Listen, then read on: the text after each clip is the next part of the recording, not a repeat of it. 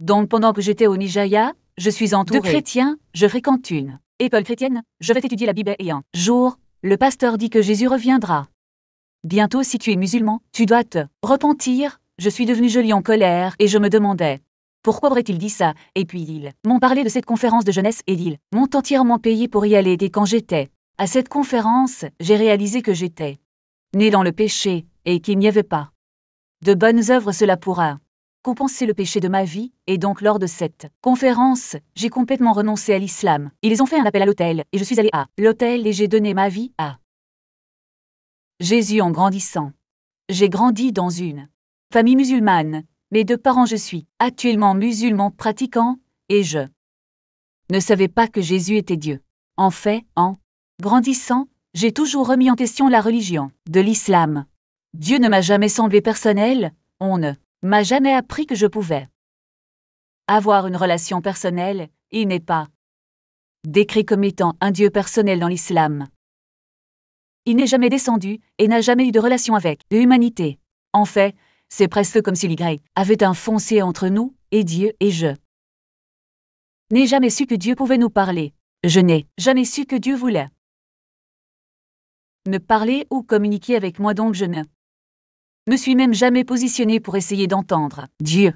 Dieu, je savais juste que Dieu existait et qu'il était quelque part là-haut en train de me regarder, mais je ne pensais pas que je pouvais avoir une relation personnelle avec lui. Donc pour décrire mon famille en grandissant, j'ai grandi avec des parents nigérians stricts et je tiens à dire que la démonstration d'amour était très rare dans ma maison. Je n'ai jamais entendu les mots « je t'aime », on ne m'a jamais demandé comment vas-tu, nous n'avons jamais communiqué sur nos sentiments. Donc, j'ai grandi dans un foyer très strict où c'était comme faire le bien à l'école, avoir une bonne carrière, être le meilleur possible. Si nous parlions de quoi que ce soit, c'était probablement comme la politique ou l'éducation scolaire, mais il n'y avait aucun lien émotionnel, je dirais, dans ma famille. Donc cela m'a arrêté de différentes manières, et certaines personnes, si elles ont grandi dans un foyer où on ne leur a jamais dit que je t'aime, surtout de la part d'une figure paternelle, elles pourraient s'accrocher davantage aux gens de l'extérieur ou aller chercher pour l'amour chez les femmes. Nous pourrions aller chercher l'amour chez les hommes, mais pour moi, cela me rendait très dur, donc j'étais très froide d'une certaine manière. Non pas que je ne pouvais pas m'identifier aux gens ou avoir des amis, mais si quelqu'un l'était pour me dire qu'il m'aimait, je ne pouvais pas le dire en retour. Je ne savais pas comment montrer mes émotions. Finalement, quand je suis arrivée, je veux dire qu'au lycée, j'ai été beaucoup harcelée. Parce que j'étais africaine pour mon nom, pour mon regard de beaucoup de choses différentes, j'étais beaucoup victime d'intimidation, et donc quand je suis arrivée au collège, j'ai senti que l'intimidation était insupportable et je me souviens d'être rentrée chez moi et d'avoir dit à mes parents que je ne voulais pas être dans ce pays. Si j'y vins être victime d'intimidation parce que je suis nigérian, je préfère simplement retourner au Nigeria. Et souvent, à l'école, j'essayais de me défendre. J'essayais de, vous savez, je me défendais quand les gens m'intimidaient et c'était souvent moi qui étais victime d'intimidation en difficulté. Et donc mes parents me traitaient de fauteur de troubles. Ils disaient pourquoi tu as toujours des ennuis, et je leur expliquerais que j'étais victime d'intimidation. Mais c'est comme s'ils ne comprenaient pas, ou qu'ils ne m'entendaient pas. Alors j'ai fini par supplier mon père de m'envoyer au Nigeria, et je ne savais pas que Dieu était dans le processus. Il savait ce qu'il faisait quand je retournerais au Nigeria, parce que quand je suis retournée au Nigeria, je suis restée avec une famille qui était aussi musulmane, mais leurs enfants fréquentaient un internat chrétien réservé aux filles, et c'était l'une des meilleures écoles de la ville, donc c'est aussi elle. École que j'ai fréquentée, donc dans cette école, que vous soyez musulman ou chrétien, il ne se souciait pas vraiment de ce que vous étiez. Il fallait aller à l'église le dimanche et venir étudier la Bible le mercredi.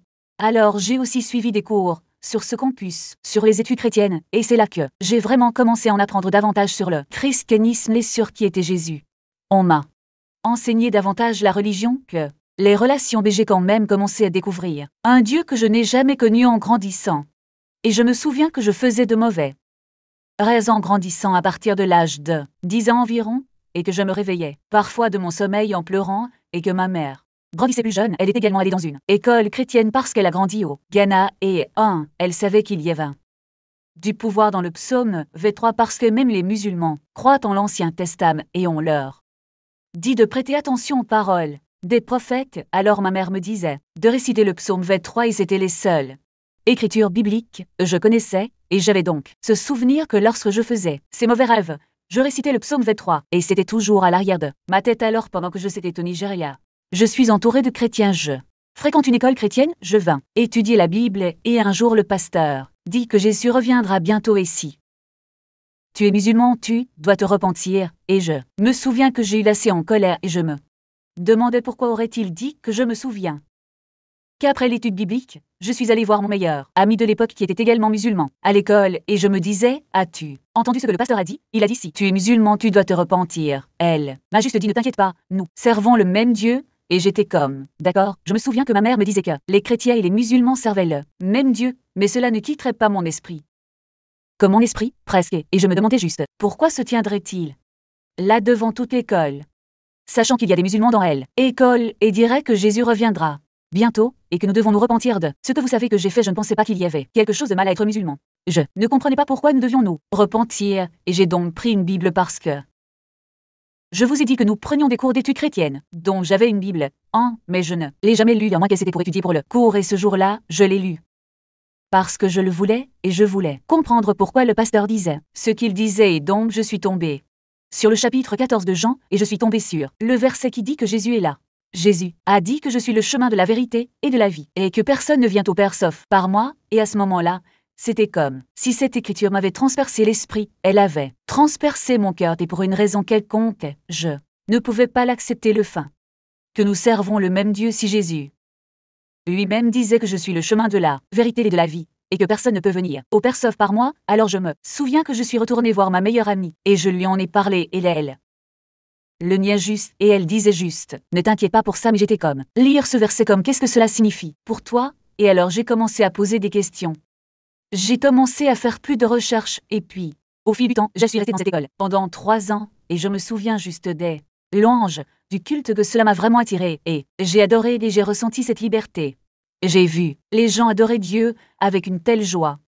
Alors qu'en islam, je ne comprenais pas pourquoi il fallait l'apprendre en une toute autre langue, juste pour prier un Dieu qui est censé savoir tout, mais dans le christianisme, vous savez que ma langue est la yura, et je verrai les gens le louer en yura, je verrai les gens le louer dans différents dialectes, dans différentes langues, avec différentes chansons, différentes louanges, et cela semblait juste libre, c'est la seule façon dont je peux l'expliquer, donc j'étais attirée par elle.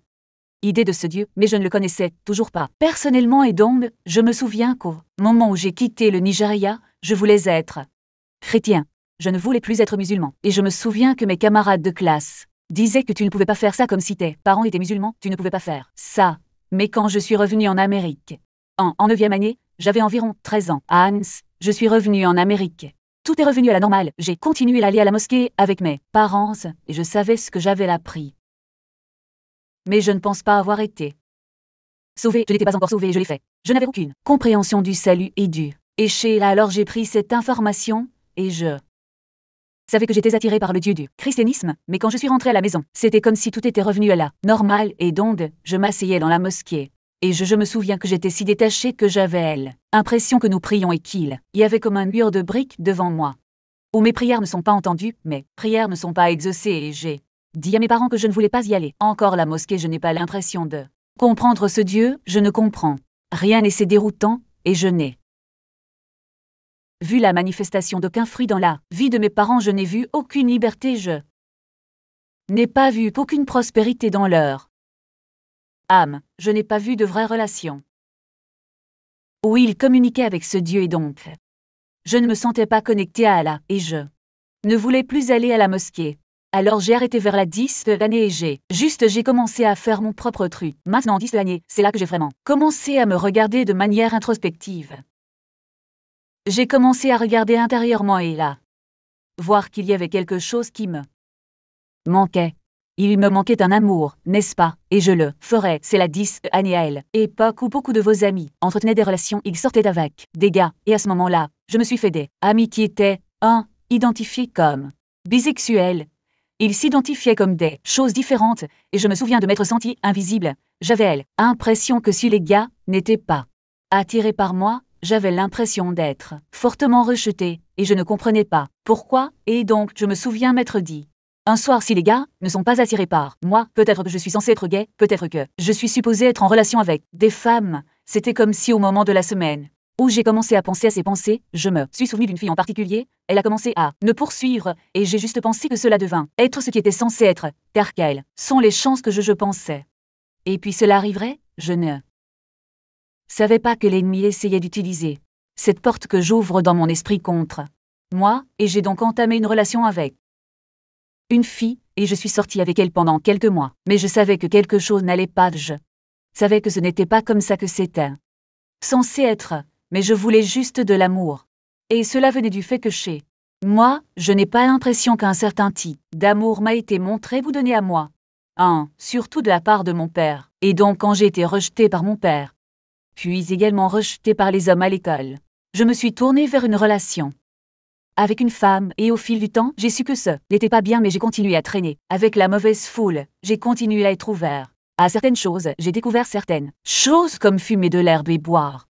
Et si tu me disais en première année, une fille qui revient tout juste du Nigeria, que oui, tu vas beaucoup fumer un jour et te saouler, je t'aurais rionné parce que, pour moi, fumer de l'herbe était commun.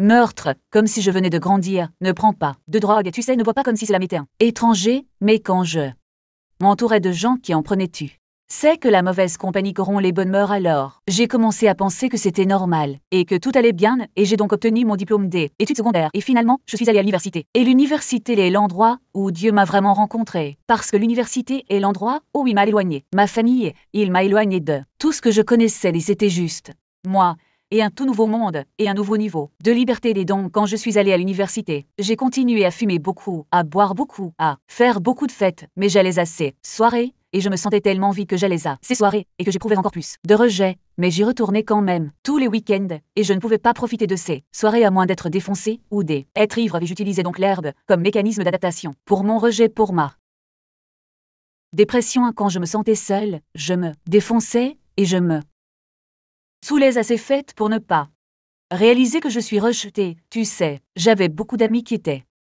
garçons fous à l'université, et je ressentais toujours ce rejet. C'était comme si tout le monde entre dans une relation, tout le monde trouvait des gens où était un vu par les gens, et je me sentais invisible. J'avais l'impression que personne ne me voyait, et le jour où j'ai réalisé que c'était plus profond que moi, j'étais en fait déprimée. Je me souviens que je me suis réveillée de mon sommeil, et j'ai juste commencé à pleurer, et je suis allée aux toilettes, et je ne savais pas pourquoi je pleurais, mais j'avais l'impression qu'il y avait ce trou profond dans mon cœur, et qu'il manquait quelque chose. C'était plus grand que tout ce que je pouvais ressentir. L'herbe ne pouvait pas le sentir, un gars ne pouvait pas le sentir, une fille ne pouvait pas le sentir, la drogue ne pouvait pas le sentir, rien ne pourrait sentir ce trou dans mon cœur. Et si mon colocataire se réveillait, je ne pouvais littéralement pas te dire que je ne pouvais pas lui dire, parce que je ne savais pas, mais je savais juste qu'il y avait cet énorme trou dans mon cœur, qui m'a laissé si déprimée et si vide, que c'était ma première année de deuxième année. J'ai continué à parcourir mes études universitaires, et je me souviens avoir vraiment eu du mal à trouver un but,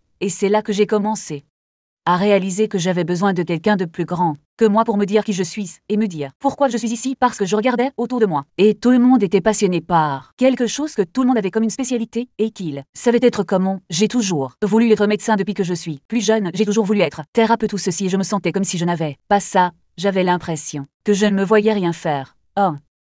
J'ai essayé de me mettre dans ces cases accrochées d'une majeure, et je ne pouvais tout simplement pas le faire, et je me souviens avoir été tellement découragée, et je savais juste comme j'ai besoin que celui qui m'a fait me dire ce que je suis censé faire. C'est comme ça que Dieu a essayé d'avoir commencé à m'attirer vers lui. Je me souviens juste que tous mes amis étaient chrétiens, mais personne ne m'a jamais invité à l'église pendant toute ma vie. Des amis allaient étudier la Bible, mais aucun d'entre eux ne m'a jamais invité à une étude biblique. Alors un jour, alors que j'arrivais à bout de moi-même, j'étais tellement déprimée et perdue que je n'avais aucune direction. Je me souviens que je me suis invitée à leur étude biblique, et je leur ai dit que je voulais venir à cette étude biblique, et que je vous vois sur Snapchat chaque semaine. Je veux y aller avec vous. Et alors ils m'ont dit qu'ils me disaient au moins, viens, et je suis allée à cette étude biblique, et j'ai vu des jeunes, des gens de mon âge à l'époque, comme 20 ou 21 ans, adoraient Dieu si librement et avec passion.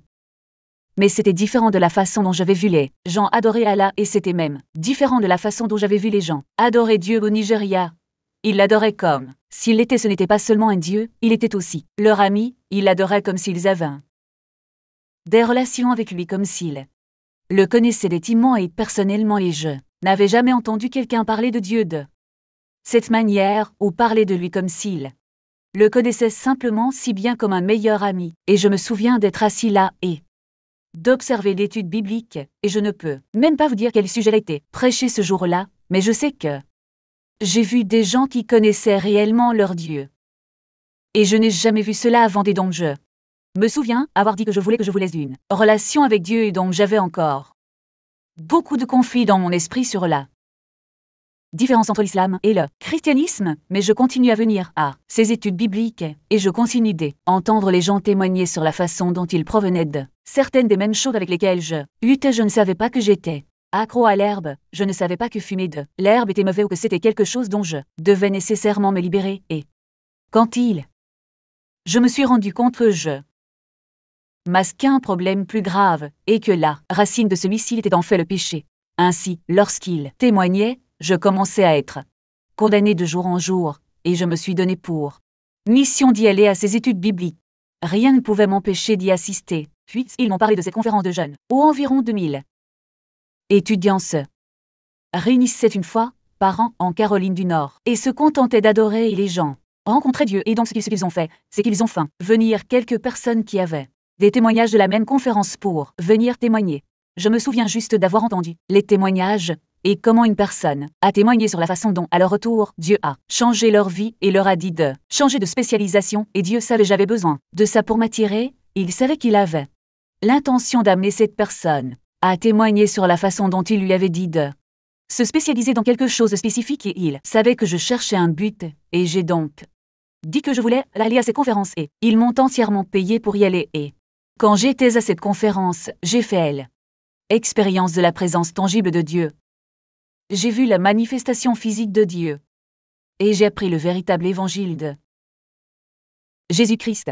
C'est lors de cette conférence que je me suis retrouvé face à face avec mon péché, et j'ai réalisé que j'étais né dans le péché et que j'avais besoin d'un sauveur, et qu'il n'y avait aucune quantité de bonnes œuvres qui pourraient compenser le péché dans ma vie, parce que dans l'islam on enseigne qu'au jour du jugement, il y aurait une balance, et si vous faites suffisamment de bonnes œuvres, cela contrebalancerait le mal que vous avez fait. Mais le péché, le salaire du péché, c'est la mort, et Jésus-Christ est mort sur la croix pour nous donner la vie, et s'il n'y a pas de nouvelle vie, alors là le salaire que nous leur devons, nous paierons toujours ce salaire qui est la mort. Et donc, quand je me suis retrouvé face à face avec mon péché lors de cette conférence, ils ont fait un appel à l'autel, et je suis allé à l'autel et j'ai donné ma vie à Jésus, et c'était toujours le cas. Ce n'est pas si simple, j'ai donné ma vie à Christ, mais j'avais encore tellement de questions, et je me souviens d'avoir parlé à certaines personnes lors de la conférence et leur avoir fait savoir que, oui, mes parents sont musulmans, et je pensais toujours que c'était bien, je pensais juste que c'était peut-être le cas. Mon chemin et mes parents sont sûrs leur chemin, et c'est bien qu'ils soient musulmans et que je sois chrétien, mais je me suis rendu compte lors de cette conférence, quand ils ont parlé des malédictions générationnelles et qu'ils se débattent sur la tromperie et comment l'ennemi utilise différents outils pour nous tromper et nous éloigner de la vérité, je me rends compte qu'il n'y a qu'une seule façon, une seule vérité et une seule vie qui passe par Jésus-Christ.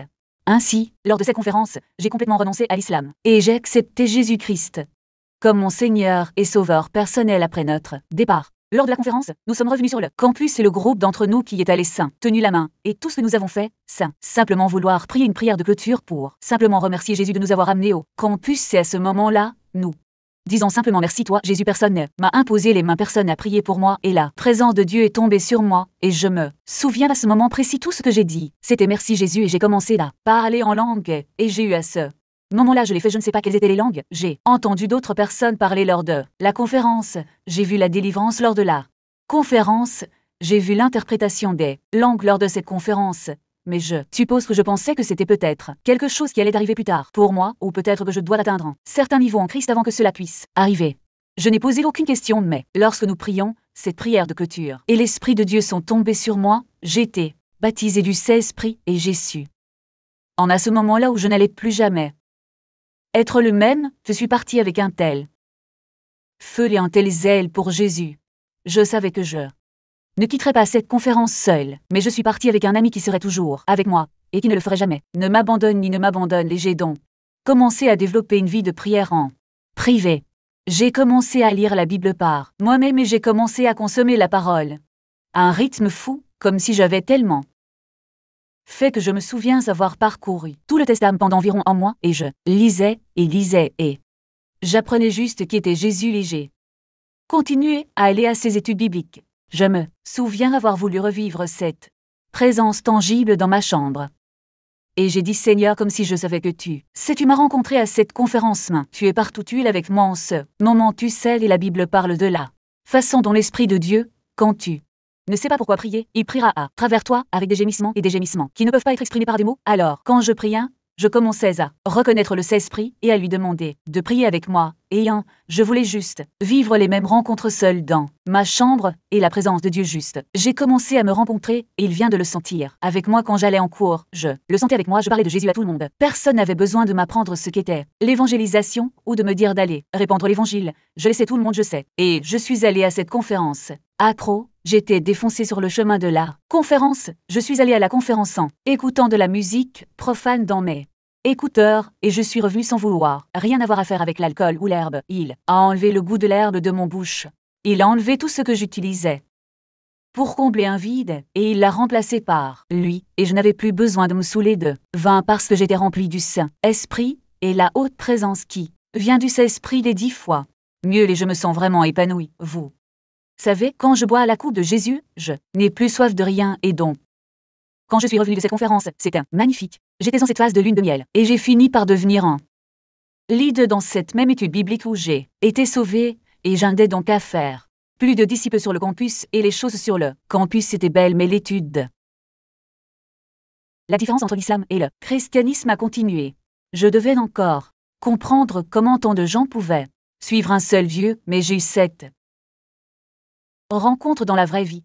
Et je sais que Jésus est réel. Je sais qu'il est Dieu, cela ne fait aucun doute. Mais je devais encore comprendre comment les gens suivent cet autre Dieu et d'où cela vient-il. Alors j'ai commencé à étudier, j'ai commencé à faire des recherches dans un projet de loi. Et Élisée a cherché à la trouver. Jésus, et je commence à voir d'où vient l'islam et comment cela est-il arrivé. Et une chose que je sais, c'est que vous savez, un m'a me déclare qu'il a reçu cette révélation d'un ange. Et dans la Bible, il nous dit spécifiquement que même si un ange venait à vous, si quelqu'un venait à vous, en prêchant un autre évangile, que cet homme soit un maudit, et moi, je suis allée, j'ai fait elle histoire, et j'ai vu où ils ont pris les paroles des prophètes et ils ont mal compris parce que l'Ancien Testament. Les paroles des prophètes désignent un ainsi, elles désignent celui qui vient, qui rachètera le peuple d'Israël, qui nous sauvera, et les gens sont malheureusement trompés. C'est ce que je viens de faire beaucoup de recherche, et j'ai dû comprendre qu'il y a un Dieu, nous n'adorons pas plusieurs dieux, nous adorons un Dieu qui se manifeste en 3 personnes, et au fil du temps, je continue à étudier, et étudier, et étudier jusqu'à ce qu'il n'y ait plus aucun doute dans mon esprit que ce que je savais était la vérité, et que Jésus s'est révélé à moi à travers des rencontres, mais aussi à travers l'étude et la lecture de la Bible, et même en remontant parfois en lisant le Coran et en voyant la différence entre les deux foi, et en comprenant que vous savez que Dieu est Jésus, il est le chemin, et il désire non seulement me sauver, mais sauver tout le monde. Et j'ai donc dû comprendre qu'il y a beaucoup de gens qui ont grandi dans l'Église et qui connaissaient Dieu, mais je suis quelqu'un qui n'a pas grandi dans l'Église, je suis quelqu'un que je n'aurais jamais dû être chrétien.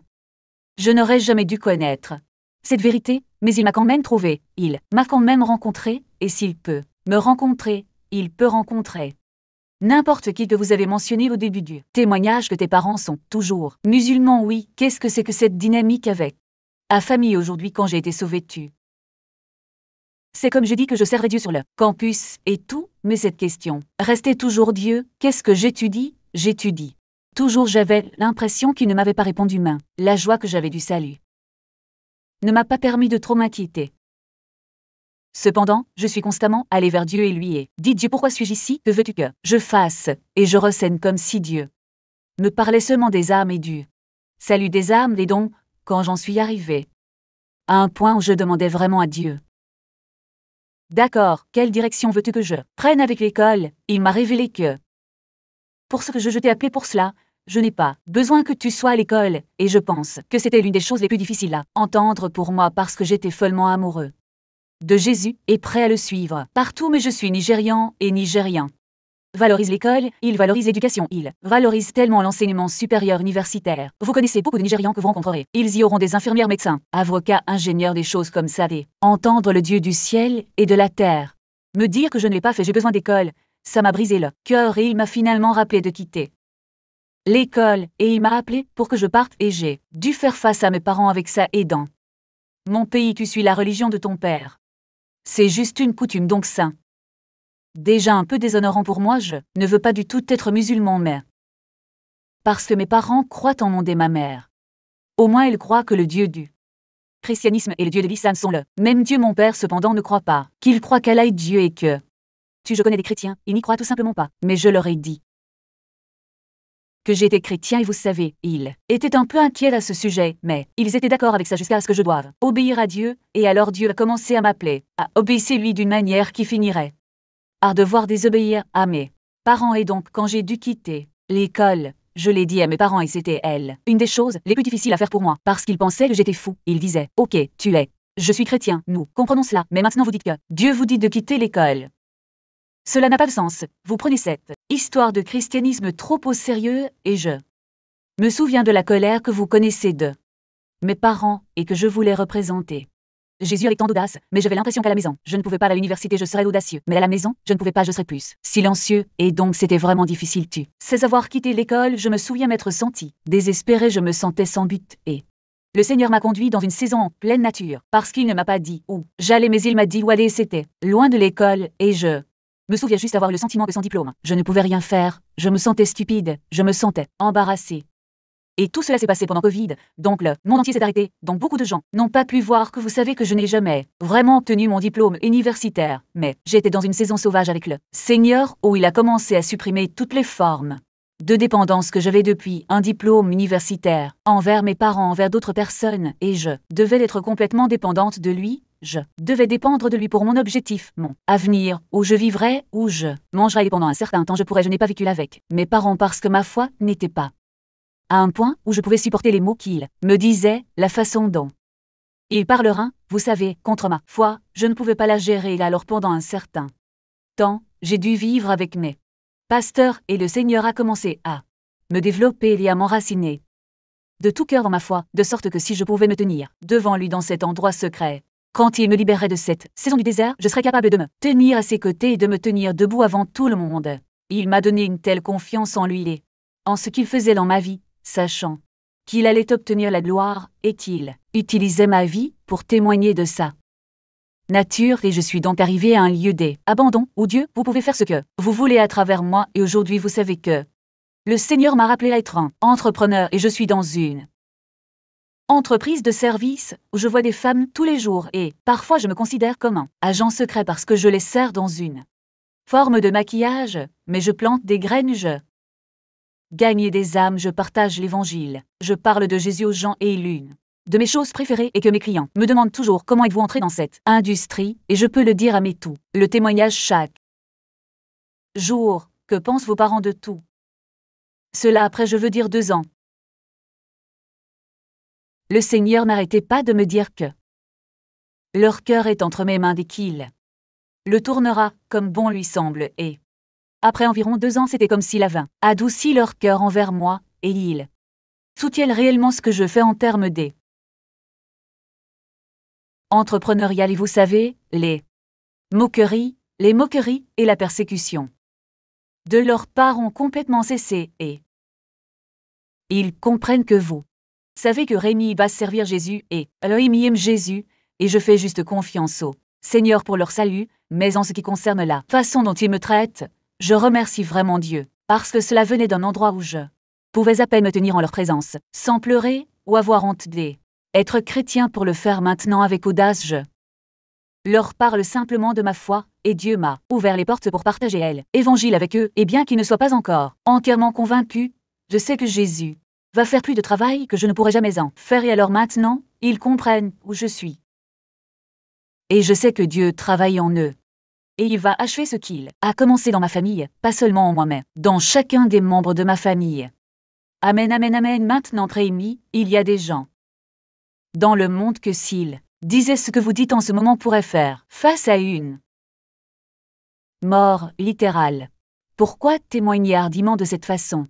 Lorsque vous parvenez à la connaissance de la vérité, vous voulez partager cela avec tout le monde, et si quelqu'un avait les yeux bandés, et marchait d'une falaise. Vous voudriez courir et l'attraper cette personne, et je lui ai dit de marcher dans elle. Autre sens, les quand j'ai rencontré Jésus-Christ, et que j'ai su qu'il était le chemin de la vérité et de la vie, je savais juste que je devais dire à tout le monde que ce n'est pas quelque chose où je peux avoir honte, ce n'est pas quelque chose, je peux garder le silence, parce un jour nous nous tiendrons tous devant lui, et chaque genou fléchira et chaque langue confessera que Jésus-Christ est Seigneur, et je préférais que les gens le fassent de ce côté-ci de l'éternité, et donc je n'arrêterai pas de partager ce témoignage, je n'arrêterai pas de le partager là. Toutes les personnes que je rencontre que Jésus désire avoir une vraie relation intime avec toi, et qu'il est mort sur la croix pour tes péchés. Rémi, peux-tu prier pour ceux qui regardent, qui désirent cette révélation en ou peut-être même qu'ils connaissent quelqu'un, et ensuite ils désirent qu'ils sachent que l'Apocalypse. Pourrais-tu simplement prier pour eux pendant qu'ils regardent en ce moment? Oui. Dieu, notre Père céleste, je te remercie beaucoup. Je te remercie, Seigneur, de m'avoir appelé hors des ténèbres et dans ta merveilleuse lumière, et pendant que je me tiens ici et partage ce témoignage, Père, toute personne qui écoute et désire connaître la vérité, Dieu, je prie pour que l'esprit de révélation, pour que l'esprit de sagesse et la connaissance de Dieu viennent sur eux, Seigneur. Je prie que tu ouvres les yeux de leur cœur pour te connaître, Dieu. Je prie pour que tu les rencontres. Je prie pour que tu les conduises, Dieu Père, à l'évidence dont ils ont besoin d'être pleinement convaincus. Et je te remercie, Jésus, pour chaque personne qui désire partager cette vérité avec quelqu'un qu'ils connaissent. Puisses-tu leur donner l'audace et la puissance qui vient de ton Saint-Esprit pour partager la vérité avec confiance dans ton Timini divet et avec sagesse au nom puissant de Jésus. Amen. Amen. Rimez tous les derniers mots pour les gens qui regardent votre témoignage en ce moment. Oui, la vérité est la vérité. Et on ne peut pas dire qu'il y a une vérité pour une personne et une autre vérité pour quelqu'un d'autre. Si je devais regarder le ciel, on ne peut pas dire qu'il est rouge et puis une personne dit qu'il est bleu. Il y a une vérité, il y a un chemin et son nom est Jésus. Il n'est pas seulement venu pour une race, il n'est pas seulement venu pour une culture ou un peuple. Dieu a tant aimé le monde qu'il a envoyé son Fils unique pour que nous ne périssions pas, mais éternelle vie, et il désire sauver tout le monde. Et donc si vous rencontrez cela, c'est un signe que Jésus vous appelle, et il va permettre à tout le monde d'entendre cette bonne nouvelle. Donc je prie pour que vous cherchiez vraiment la vérité, pas seulement parce que vous avez été élevé dans quelque chose, non seulement parce que c'est tout ce que vous avez connu toute votre vie, mais je prie pour que vous recherchiez vraiment la vérité. Si vous cherchez Dieu de tout cœur, vous le trouverez.